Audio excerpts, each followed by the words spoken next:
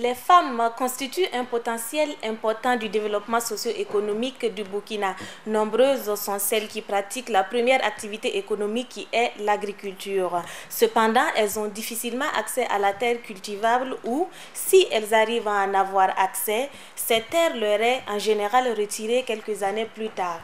Bienvenue, mesdames et messieurs, sur le plateau de votre émission alternative. Aujourd'hui consacrée aux droits fonciers des femmes en milieu rural au Burkina Faso. Et j'ai le plaisir de recevoir Dr Dramani Ouedraogo de la Fondation Konrad Adenauer. Bienvenue.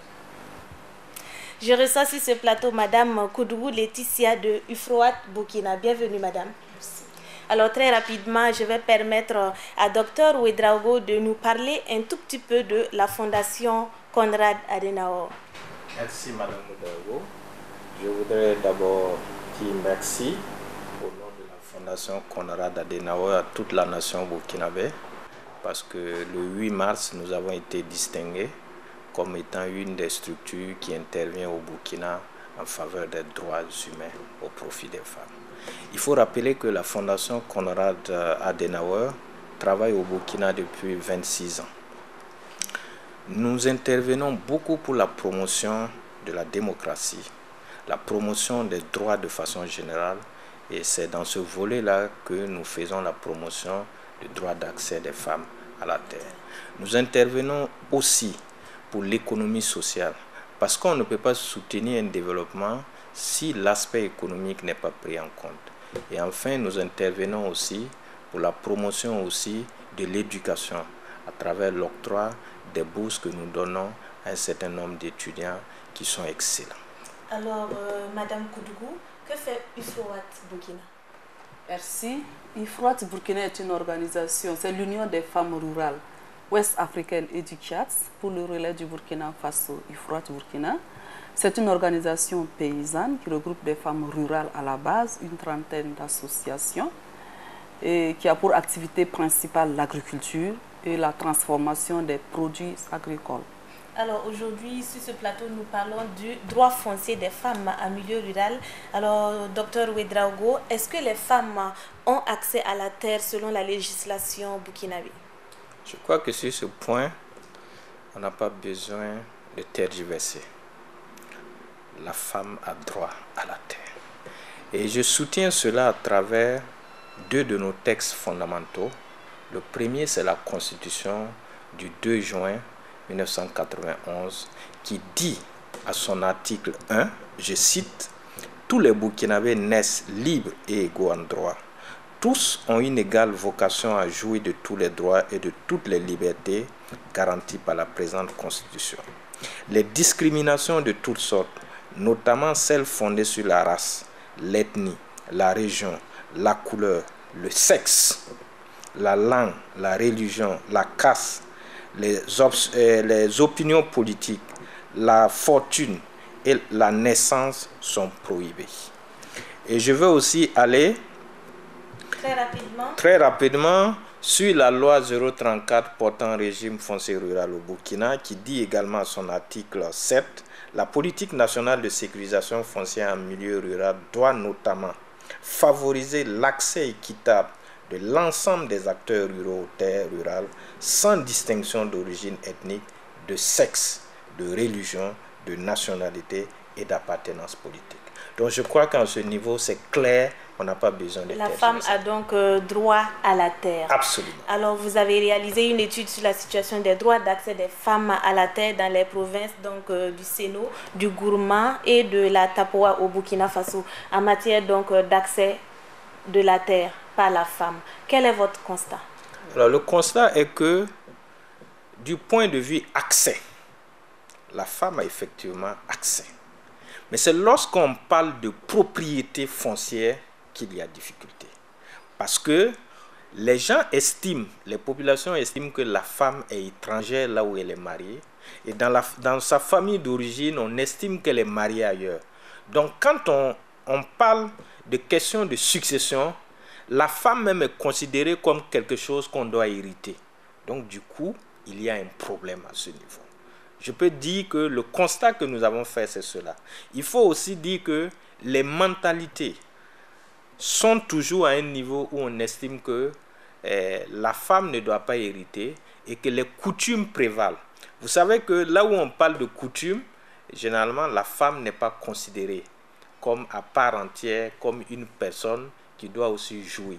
De telle sorte que quand on fait les partages dans les familles, on n'inclut pas la femme. Pourtant, elle contribue aujourd'hui fortement au développement socio-économique du pays. Alors, Madame Koudgou, quelle est votre appréciation de l'accès de la femme à la terre, vous qui travaillez avec donc, des associations féminines? Merci bien, Madame Medrao. L'accès à la terre, de la femme rurale à la terre, l'appréciation que nous avons, je crois qu'au niveau du texte, comme M. Drago vient de le dire, on n'en parle même plus, tout est favorable. C'est maintenant au niveau de l'application sur le terrain que le problème se pose. Notre constat, c'est qu'au niveau, sur le plan national, d'une région à une autre, le problème se pose différemment. D'une autre région, l'accès, le problème d'accès, on n'en parle même plus, toutes les femmes ont accès. Et c'est maintenant le problème de, comment on appelle ça, de la sécurisation qui pose problème. Et par contre, dans certaines régions, même l'accès même est un problème aussi. Pour en avoir, ben, elle peut en avoir, mais quitte à recommencer perpétuellement. Je prends l'exemple de deux types. Le premier cas, c'est au niveau de la famille, de la cellule familiale, comme il a si bien dit. Au niveau de la cellule familiale, quand la femme, au niveau de la famille, il y a par rapport à l'héritage se fait de père en fils. Et la terre est un bien sacré et fondamental pour la famille. Alors, quand il s'agit maintenant de repartir cela, on parle rien que des garçons, mais pas la femme. Parce que qu'est-ce qu'on va dire? Elle est étrangère. D'abord, quand une femme naît dans une famille, on demande qu'est-ce qu'elle a eu. On dira qu'elle a eu une fille. Elle a eu une étrangère. Elle est appelée à partir. Elle se marie, elle grandit, elle travaille ici. Elle se marie, elle arrive chez son mari. Et là-bas aussi, elle négocie pour travailler. Des lopins de terre. Et quand elle travaille, ben, du jour au lendemain, elle ne peut pas avoir des papiers, des documents tels que la sécurisation, pour sécuriser son lopin de terre. Là, c'est difficile. Et de surcroît, si par devin son mari décédait et qu'elle n'a eu que des filles, ben là, elle est laissée à elle-même. Elle n'a pas droit ni rien, à moins qu'elle accepte de se remarier à un des frères de son mari défunt, ou si elle a des garçons. Ça, c'est le premier constat. Le deuxième constat, c'est quoi? C'est avec les associations à la base et les groupements de femmes sur le terrain. Elles arrivent par moment à avoir des lopins de terre pour cultiver, pour faire les cultures maraîchères et autres. Et dès qu'elles arrivent à avoir le terrain, elles travaillent, elles améliorent avec des techniques de conservation des sols. Et elles mettent vraiment l'accent là-dessus pour améliorer le rendement et que la terre devienne fertile.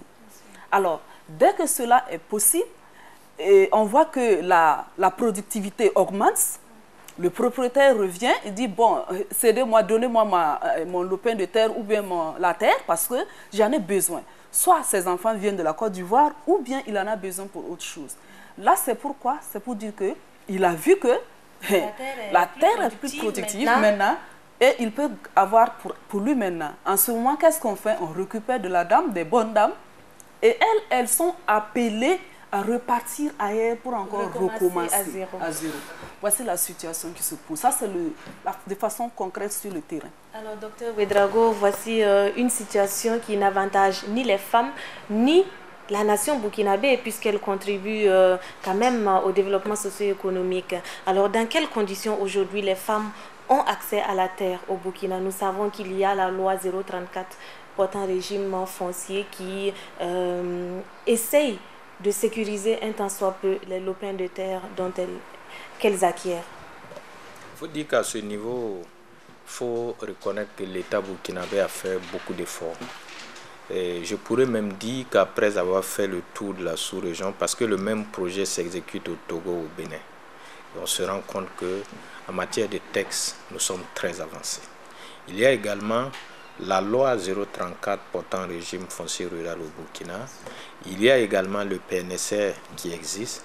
On a même adopté au niveau du Burkina l'autopromotion des femmes. Et il y a également le programme national genre qui sont des instruments que nous utilisons au niveau du Burkina pour faire la promotion des droits d'accès de la femme. Donc nous pensons qu'à ce niveau-là, beaucoup d'efforts sont en tout cas faits.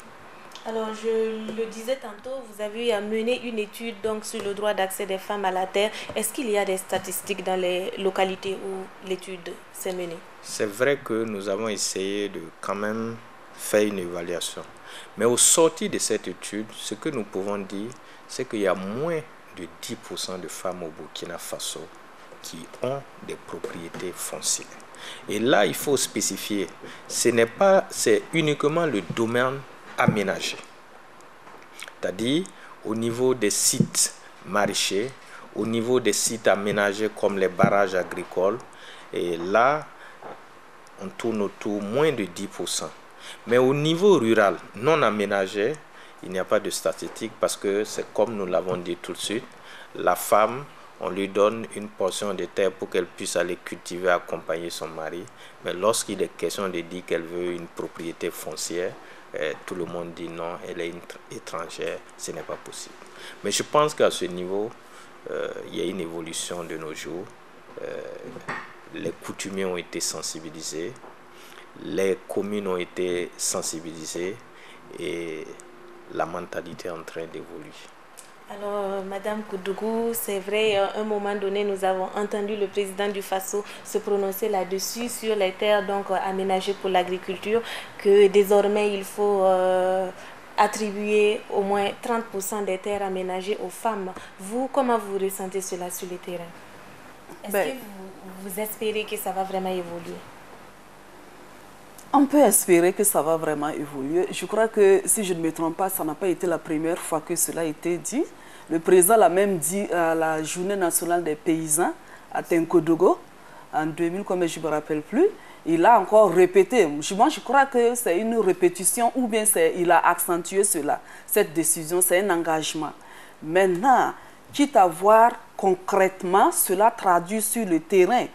Et nous, ce qu'on aurait souhaité, qu'on le codifie et que ça nous permet de suivre cela véritablement sur le terrain pour voir réellement, à un temps donné, combien réellement de femmes de terre aménagées ont été attribuées aux femmes. Nous attendons réellement la réalisation concrète, sinon c'est salutaire. Est-ce que vous estimez qu'il faut inscrire ce pourcentage-là dans un texte législatif, par exemple? Si ça peut vraiment aider, nous pensons qu'il faut réellement codifier. Sinon que dans le vide, on ne saura pas comment l'évaluer ou comment l'apprécier. Par exemple, ceux qui sont sur le terrain, s'ils n'ont pas un document comme ça, ce n'est pas tout le monde, peut-être que d'autres n'ont pas appris. Qu'est-ce qui prouve que ça sera réellement respecté? En fait, c'est ça la question. Et comment faire pour respecter cet engagement? Alors, docteur Ouedraogo, est-ce que vous pensez qu'il y a des résistances à la réforme du droit foncier de la femme au Burkina? Oui, je dirais oui. Parce qu'à ce niveau aussi, je crois que l'information n'est pas encore bien passée. Et vous savez que les gens ont beaucoup de difficultés lorsqu'ils n'ont pas la connaissance appropriée. Voilà pourquoi la Fondation essaie, à travers des sessions de formation, à travers des campagnes de sensibilisation. Nous avons même organisé des théâtres forums dans beaucoup de localités au cours desquels nous traitons de tous les problèmes qui sont liés au foncier rural et aux aspects annexes comme l'héritage. C'est vrai, nous avons remarqué que sur le terrain, les coutumiers sont un peu réticents par rapport à la question.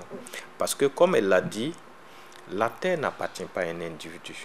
La terre est d'abord quelque chose de sacré, de familial, et à qui on donne une âme, et même un esprit dans certaines localités. Donc, il faudrait que nous arrivions, parce que là, c'est une vision un peu coutumière et une vision un peu traditionnaliste. Or, aujourd'hui, ce que nous voulons faire dans un monde moderne, c'est pouvoir exploiter la terre de telle sorte qu'elle puisse être une source de revenus pour les populations. À ce niveau, si l'information passe de cette façon, je crois que les coutumiers vont nous accompagner. Et je voudrais aussi prendre pour preuve, le 6, nous avons organisé un forum à Ouaga. Et au cours de ce forum, il y a beaucoup de chefs coutumiers qui étaient présents.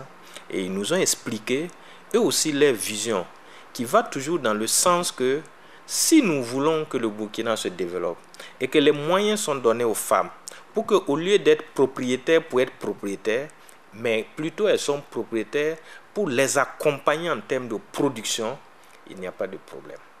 Donc je crois que les lignes sont en train de bouger et je crois que nous allons les amener à cela.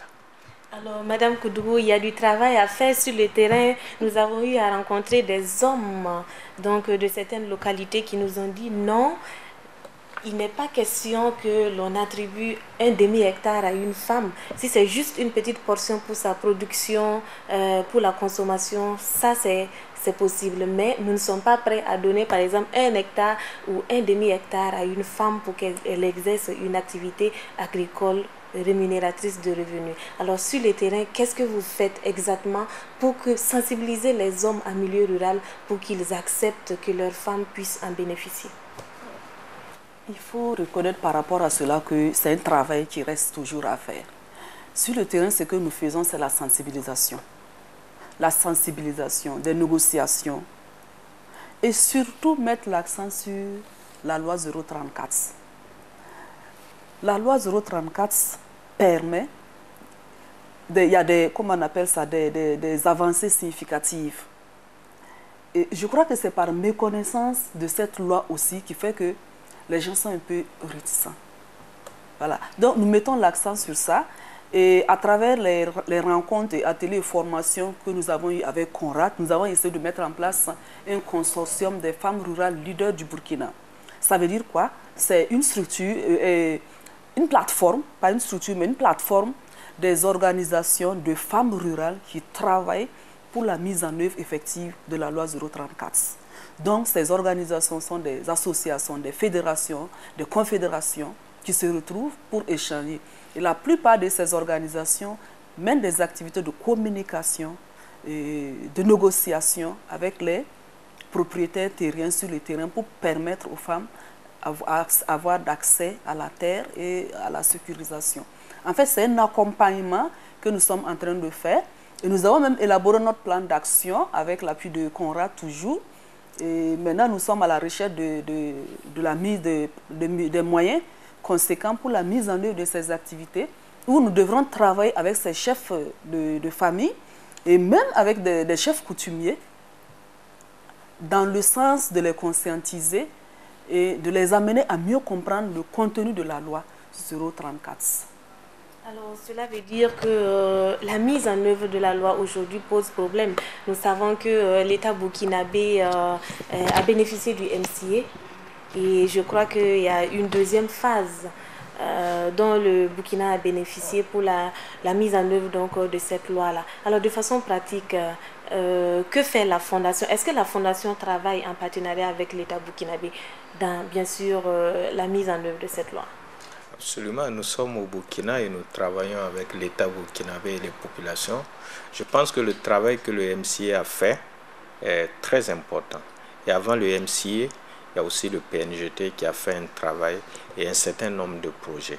Au jour d'aujourd'hui, le PNGT continue à travers les communes sur ce volet. Il faut dire que nous, à notre niveau, en tant que fondation, nous travaillons avec les communes. Toutes les communes dans lesquelles nous travaillons sont concernées par ce volet. Nous travaillons également avec l'administration, c'est-à-dire les agents techniques. Parce qu'il faut reconnaître que la mise en œuvre de la loi 034 sur le terrain ne se fait qu'à travers les communes, les conseils municipaux, à travers les commissions dont elles disposent pour ce qui concerne l'aménagement du terroir.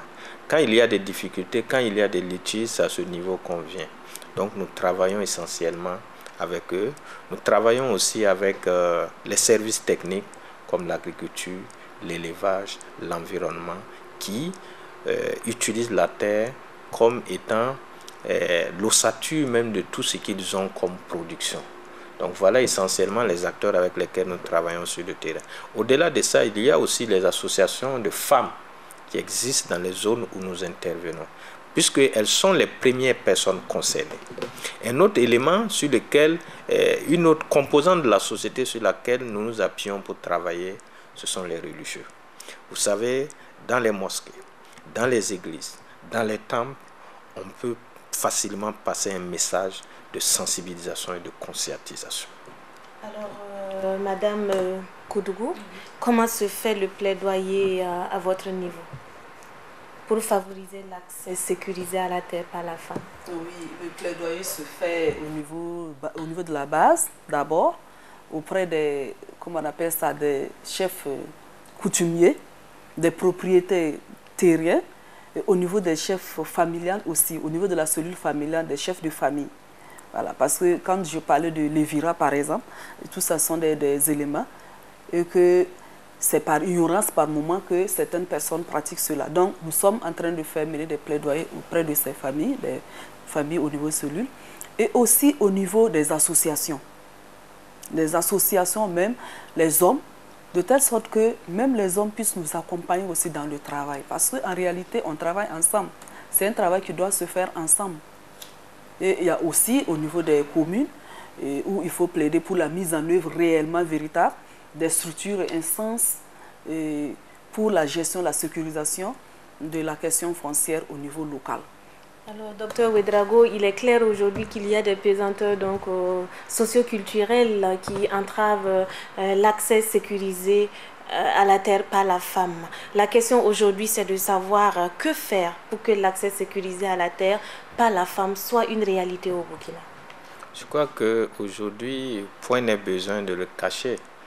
La plus grande entrave, c'est au niveau des coutumiers, qui en réalité n'avaient pas bien compris. Je pense aussi qu'une des choses qui les empêchait aussi de comprendre était qu'ils n'avaient pas la connaissance de la loi portant le régime foncier rural au niveau du Burkina. Maintenant, l'autre question aussi qui nous est revenue très souvent auprès de coutumiers est la suivante. Pourquoi voulez-vous donner la terre à une femme? Belle question. Et je crois que là, la question, elle est fondamentale. Si nous devons donner la terre à la femme pour qu'elle en possède, pour en posséder, je crois que ça n'a pas aussi de sens. Ça pose problème. Ça pose problème. C'est pourquoi il faut qu'il y ait une adéquation entre l'acquisition de la terre par la femme et aussi l'accompagner dans un processus d'acquisition des facteurs de production pour pouvoir la valoriser. Et si ça se fait, il faut aussi permettre à la femme d'avoir accès au marché. Si elle a accès au marché, elle a la terre, elle produit, elle a accès au marché, elle peut vendre, elle est devenue une actrice principale au sein même de son ménage. Et je crois qu'en ce moment, nous n'avons pas besoin de faire beaucoup de plaidoyer auprès de l'homme, auprès du coutumier, parce que les faits sont vrais. Et je crois qu'il y a des pays dans lesquels nous avons mené ces expériences où la femme est arrivée, par exemple, à prendre en charge la scolarité de ses enfants, à assurer le paiement des ordonnances avant même que son mari ne vienne. Bref, pour ne parler que de ça. Au besoin même, elle arrive à soutenir le mari quand il a besoin d'argent. Et je crois que la question de fond se limite au niveau de la misère et de la pauvreté que les uns et les autres vivent. Mais si nous arrivons à dépasser ce cap-là, je crois que les choses peuvent bouger. Alors très rapidement, quelles sont vos attentes aujourd'hui en tant que défenseur des droits d'accès des femmes à la terre? Je souhaite que dans un proche futur, qu'au niveau du Burkina, il n'y ait plus cet art-là. Que nous comprenions que la femme est une personne comme l'homme avec petit h. Et que la femme est l'aide de l'homme. Si elle est associée à l'homme, tout ce qu'il veut faire peut réussir. Mais lorsque nous mettons de côté la femme, vous savez qu'une seule personne ne peut pas aller de l'avant. Donc le cri de cœur que nous lançons, c'est que à un moment donné, nous puissions constater qu'au Burkina, ces barrières soient tombées, soient brisées, et que la femme ait droit à la terre pour pouvoir accompagner son mari, accompagner ses parents pour que le Burkina puisse se développer. Alors, Madame Koudougou, très rapidement, quelles sont vos attentes en tant que défenseur des droits des femmes à la terre? Merci. Et nos attentes, véritablement, on aimerait que d'ici là, qu'on ne parle plus encore du concept étrangère de la femme. Et que la femme, quel qu'en soit le niveau là où elle est, elle puisse bénéficier de la terre pour travailler et sécuriser cette terre-là pour travailler, quel qu'en soit le niveau. Et qu'au niveau de son mari, elle puisse bénéficier également. Parce que non seulement, même si elle a des enfants, elle a des filles, que ces filles aussi puissent hériter de la même chose comme les garçons. Et au niveau aussi des instances de la mise en œuvre de la loi, nous pensons que même si ce n'est pas une fin en soi, la loi est là pour réguler, pour favoriser l'équité. Nous pensons également qu'il faudra qu'on arrive à mettre la loi en œuvre. Ça va corriger tant soit peu certaines choses. Et dans la mise en œuvre de cette loi, il y a des instances, qu'au niveau de ces instances-là, on puisse réellement, véritablement mettre en place ces instances et que les femmes puissent jouer leur rôle. Elles puissent participer au sein de ces instances et qu'elles puissent jouer véritablement leur rôle. Alors, merci Madame Laetitia Koudrou de Ifroat Burkina et merci à Dr Dramani Ouedraogo de la Fondation Konrad Adenauer d'être venu sur ce plateau nous entretenir sur les droits fonciers des femmes en milieu rural au Burkina Faso. C'est tout pour ce numéro. Rendez-vous très prochainement pour un autre thème sur l'environnement et le développement durable au Burkina.